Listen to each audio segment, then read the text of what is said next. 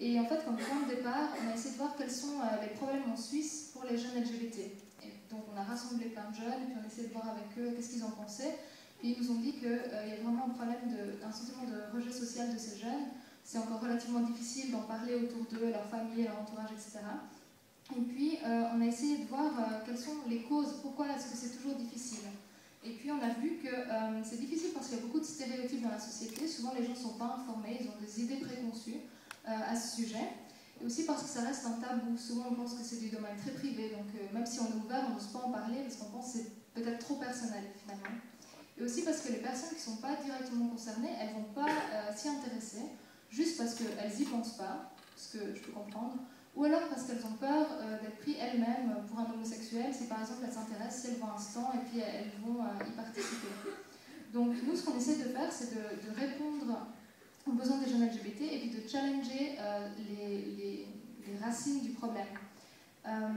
On met en place en fait une campagne qui s'appelle la campagne J'interagis, où on demande à la population de poser avec ce panneau J'interagis. Et en fait, quand les gens posent, ils témoignent de leur ouverture pour ces thématiques. Donc on va vers eux, on essaie d'en parler, on essaie de montrer que c'est pas un tabou et que eux aussi, s'ils sont ouverts, ils peuvent faire quelque chose. Et ensuite, on met ces photos sur Internet, sur Facebook principalement, et puis ça permet aux jeunes LGBT de voir, et ben en Suisse, il y a plein de gens qui sont ouverts, et ça donne vraiment un sentiment d'acceptation sociale qui est relativement fort. Et ce qu'on organise ici, c'est des activités participatives qui permettent aux jeunes de s'engager, parce qu'on voit qu'il y a un faible taux d'engagement des jeunes dans les structures d'engagement traditionnelles. Si on demande aux jeunes de venir tous les jeudis à 18h à la rencontre associative, ben, ils ne vont pas venir, parce qu'on trouve que c'est ennuyeux, que c'est toujours la même chose, etc.